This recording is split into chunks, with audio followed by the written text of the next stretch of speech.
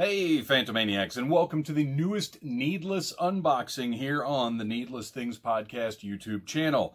And the Needless Things Podcast is available each and every Friday wherever you get your podcasts. So what we're opening up today is the all-new Star Wars Black Series Boba Fett helmet by Hasbro. This was a piece I knew I had to have. I also knew it was something I was going to buy the day I found it, regardless of the fact that I know before the end of the year you'll be able to get it probably for about 25 bucks at Walmart.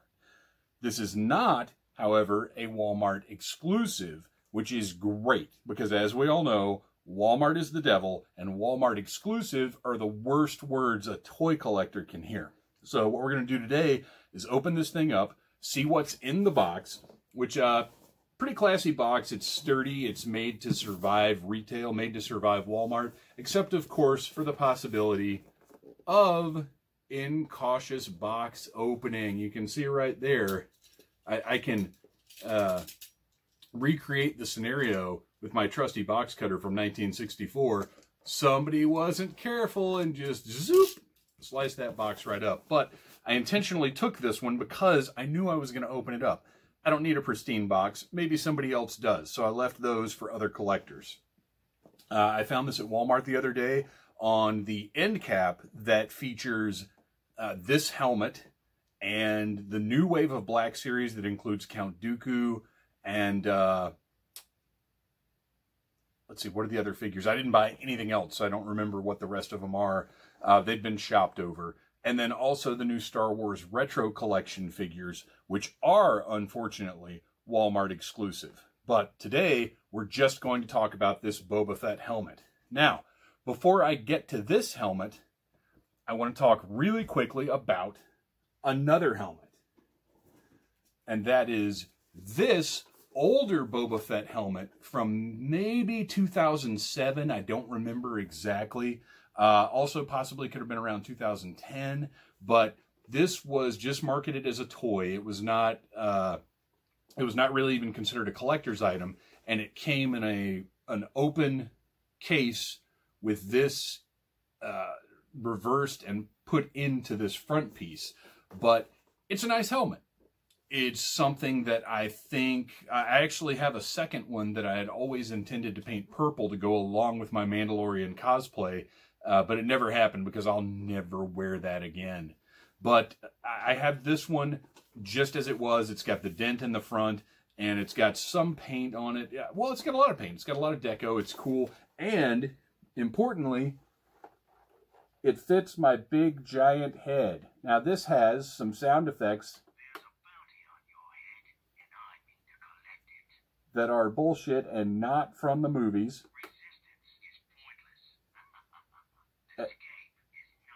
Okay, enough. And then the rangefinder comes down and has a cool little, I'll take it off so you can see this, nice little LED right there. So this is a cool helmet. I like this helmet a lot. It looks really good on the shelf in my Mandalorian collection, and I brought it out because we're going to do a little comparing once I get this other one open, and I want to mention how disappointed I'm going to be if this new Black Series helmet is nothing more than this helmet with a new paint job. I will be putting it right back in the box and taking that sucker back to Walmart. I'm just kidding. I probably won't because the paint job looks really good. But if I remember correctly, this one retailed for 40 to 50 bucks, maybe 60. But it's a great display piece. You put it on the shelf. It looks awesome. Stop making noise. So now we're going to put this one aside and rip the rangefinder off. It's okay. It pops right off. It's meant to. And we're going to open up this new Black Series Boba Fett helmet. And I've got to say, having the Poe Dameron Black Series helmet is what really sold me on buying this one, because that one is an amazing piece that I got for $25 at Burlington Coat Factory. Burlington Coats and More, maybe. I don't know. So let's go ahead, pull out our trusty 1964 box cutter. Kids, don't use this without parental supervision. And slice through the tape here and see what Hasbro has given us this time. This is double taped, which is unusual. There are two pieces of tape on each side holding this box closed.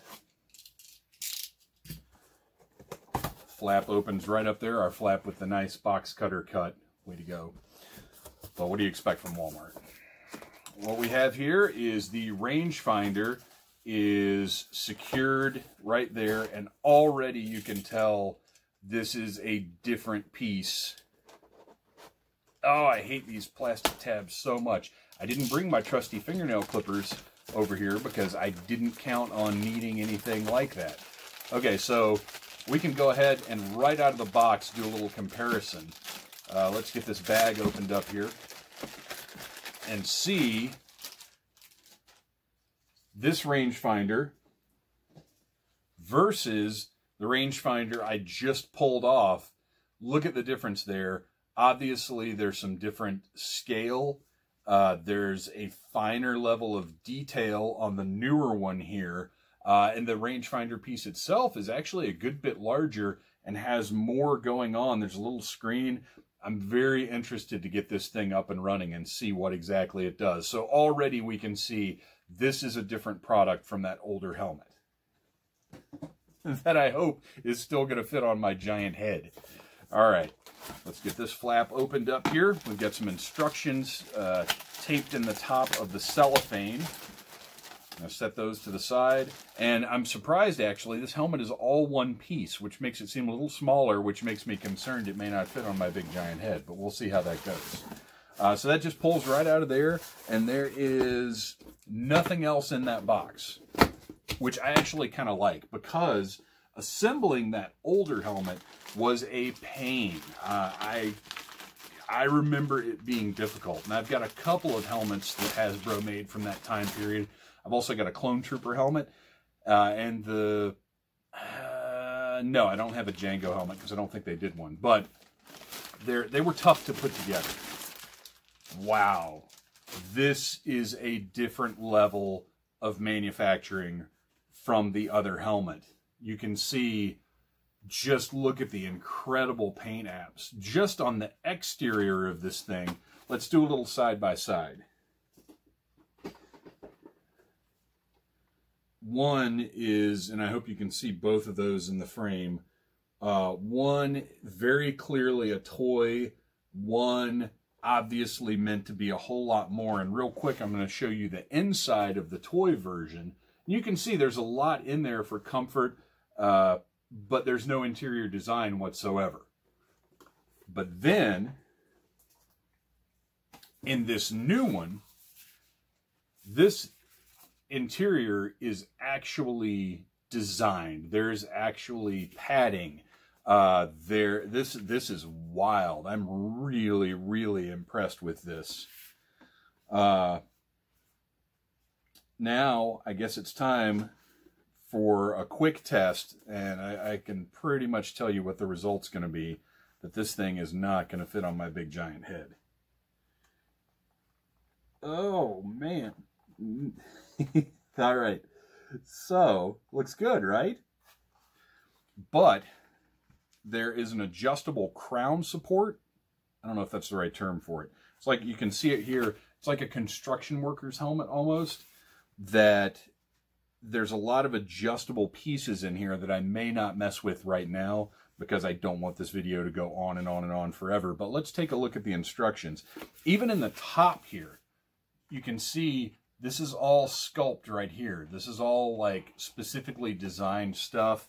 You can see in the back right here, this is incredible. What an amazing piece. And look, this weird little button that's part of that Boba Fett helmet design, one of the amazing little touches that Joe Johnston put on there, is there, and it looks great. And it's actually a little chromed up looking piece. Maybe it's a speaker, I don't know. As far as within the Star Wars universe, for all we know, that's where Fett's voice comes from. So yeah, this is gorgeous. This is wonderful. Really hard, solid, clear plastic right here. The whole thing is very, very firm, rigid plastic. You know, it's not going to save your head from a brick falling from 30 stories, but this is a solid bucket. And it's all one piece, like I said, unlike the other one. So let's take a look at the instructions real quick and see if there's anything that we can simply and easily do while I'm talking to you guys to show you some of the functions that this helmet is capable of. So we can see the battery is inside the rangefinder.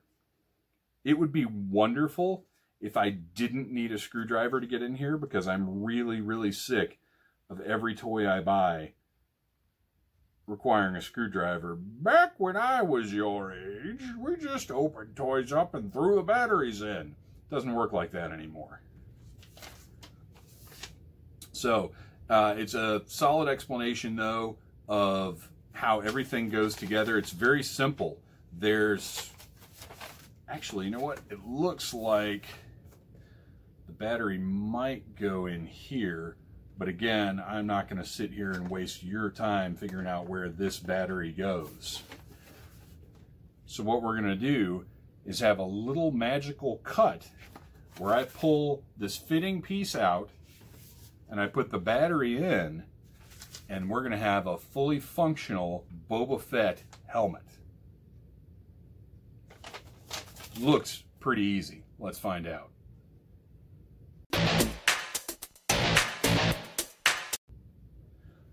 All right, adjustments have been adjusted, and I've figured out, I think, all the little bits and pieces of this helmet.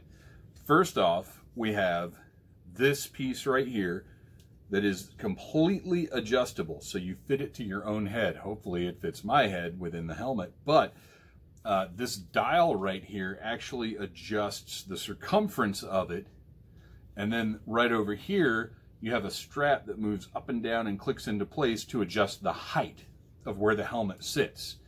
And this piece, you can actually see the inside of the helmet a little bit better now, I think. And another interesting thing is what this helmet does have this interior where you can see these ports in the back aren't just open, whereas on the toy version, those are just open right to the back of your head. So this one, just again, amazing detail inside. Right here you can see this is the battery compartment. This piece right here just snaps back into place right on top of where you put in that single AAA battery. Snaps right back into place. No forcing whatsoever. Let's try this from the other side. There we go. Snaps right back into place. And you see that's the battery cover, and then the viewfinder. Probably should have tried this before I started back up. Whoop. Snaps right into place.